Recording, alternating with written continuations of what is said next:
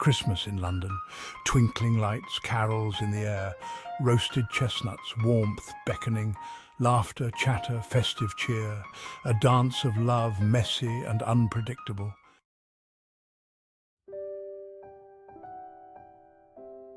Across the city, souls found themselves caught in love's intricate dance. Daniel, raising his stepson Sam alone, wondered if love could bloom again. Newlyweds, Juliet and Peter navigated friendship and jealousy. Jamie, a writer in France, found a love that transcended language. Sarah, secretly in love with Carl, feared rejection. Harry and Karen's marriage was tested by temptation. Even the Prime Minister found himself captivated by an attraction.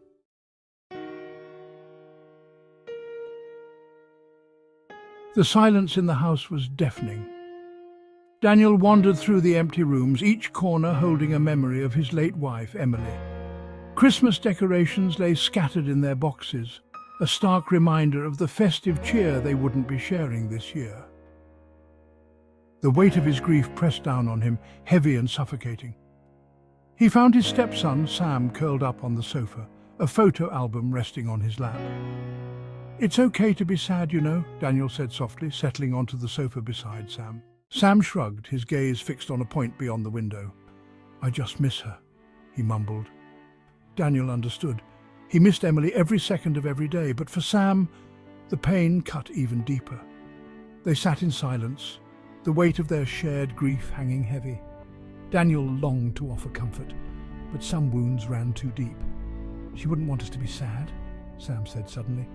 He looked at Daniel, determination in his eyes. "She'd want us to decorate the tree and watch cheesy Christmas movies." A lump formed in Daniel's throat. He was right. Emily would want them to find joy amidst the sorrow. He placed a hand on Sam's shoulder, a silent promise to honor her memory.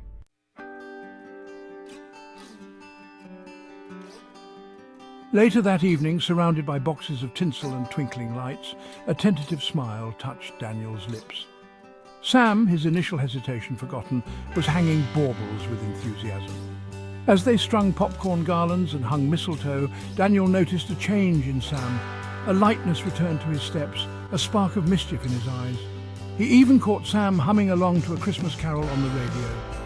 Perhaps, Daniel thought, love wasn't about filling the void left by loss, but learning to navigate life with the echoes of that love as a guiding light. He watched as Sam carefully placed the photograph of Emily on the mantelpiece, her smiling face illuminated by the twinkling Christmas lights. Yes, life without Emily would be different, forever marked by her absence. But as Daniel looked at Sam, his heart filled with a tentative hope. They would face the future together, bound by the enduring love of the woman who had brought them together, and maybe, just maybe, love would find a way to bloom again, even amidst the shadows of grief. Juliet adjusted her wedding ring, a nervous habit she couldn't shake. Across the dinner table, her husband Peter chatted with his best man, Mark. Their laughter filled the room, but Juliet felt something was amiss. A fleeting look in Mark's eyes, a tension in his jaw. "He hates me, doesn't he?" Juliet whispered to Peter. Peter, engrossed in a football match, grunted in response. "Who hates you?" he mumbled. "Mark," Juliet pressed, her anxiety growing. "He's never liked me. I can see it in his eyes." Peter finally tore his gaze away, annoyed. "Don't be silly, Juliet," he said dismissively. "Mark's just quiet, that's all." But Juliet wasn't convinced. Mark sat alone in his dimly lit flat, the sounds of the city echoing through the open window. He took a swig of his beer, the bitter taste mirroring the turmoil within him. He was in love with Juliet, a hopeless, consuming love he could never have. He tried to be happy for Peter, his best friend, but every smile and glance between Juliet and Peter felt like a punch. His silence wasn't hatred, it was his shield, the only shield against emotions threatening to spill over. So he played his part, the supportive best man. He painted a smile and raised his glass, each sip a bitter reminder. Days turned into weeks, the unspoken tension between Juliet and Mark thickening the air like a suffocating fog. Peter, oblivious to the undercurrents, remained caught in the honeymoon phase. Juliet felt she was walking on eggshells, her every word scrutinized by Mark's watchful gaze. She tried to break down the invisible barrier, but her attempts were met with curt replies and awkward silences. One evening, Juliet found herself alone with Mark. The silence in the room was deafening. "Mark," she began hesitantly, "is everything all right? You seem distant." He opened his mouth to speak, but the words caught in his throat. Silence descended once more, a wall of unspoken words and hidden emotions. Jamie gripped the steering wheel, the French countryside blurring into a kaleidoscope of autumn hues. His quaint cottage awaited, a sanctuary from the wreckage of his love life back in London.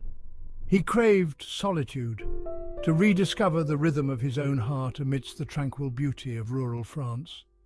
As he pulled into the driveway, the cottage's charm washed over him. Aurelia, the Portuguese housekeeper, her smile as warm as the baguette she carried.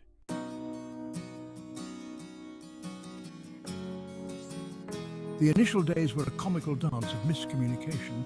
Jamie, armed with a phrase book, struggled to convey his needs. Aurelia, her English limited, resorted to animated gestures and infectious laughter. Mealtimes became a delightful adventure. Aurelia conjured up mouth-watering dishes with names Jamie could barely pronounce. Amidst the laughter, something profound began to shift within Jamie. He found himself captivated by Aurelia's spirit, her warmth radiating through the language barrier. Instead, he was stumbling headlong into a love story he never could have imagined.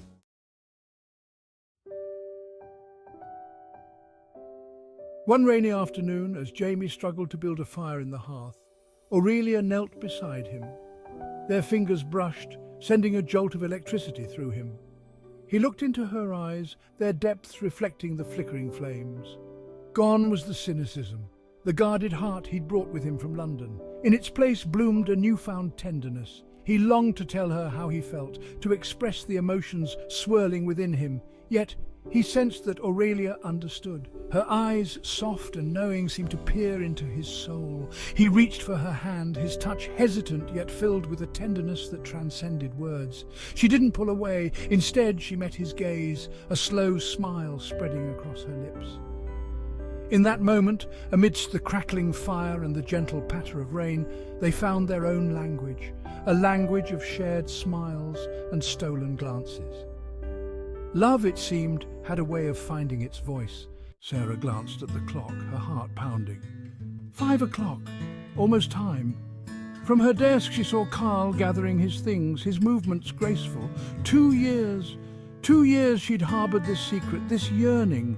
Everyone in the office knew, or at least it felt that way, the way her colleagues exchanged knowing smiles whenever Carl was near. She shouldn't let it bother her, these unspoken judgments. But the weight of their gazes, their expectations, pressed down on her.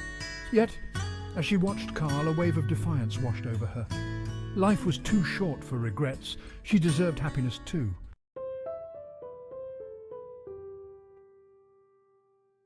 Just say something, her friend and colleague Emma had urged earlier that week.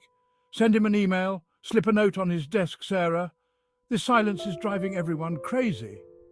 Emma didn't understand. She couldn't comprehend the web of responsibility and guilt. Besides, it wasn't that simple. What if her feelings weren't reciprocated? What if she misread his friendly smiles? The thought of rejection filled her with dread. She'd rehearsed this moment countless times, but reality intruded, reminding her of the consequences. What if confessing jeopardized their friendship? What if it made things unbearable? And so she remained silent, her love a fragile butterfly trapped beneath unspoken words, a silent yearning that consumed her thoughts.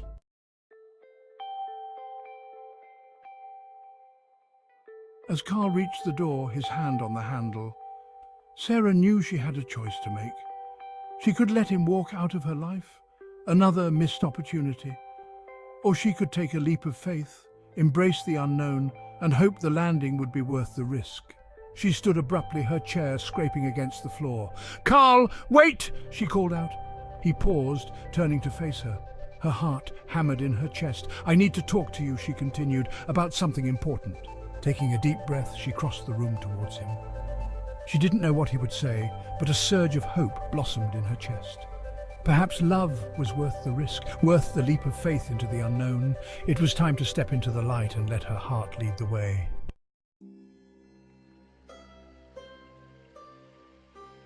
As the first snowflakes of winter began to fall, a hush settled over London.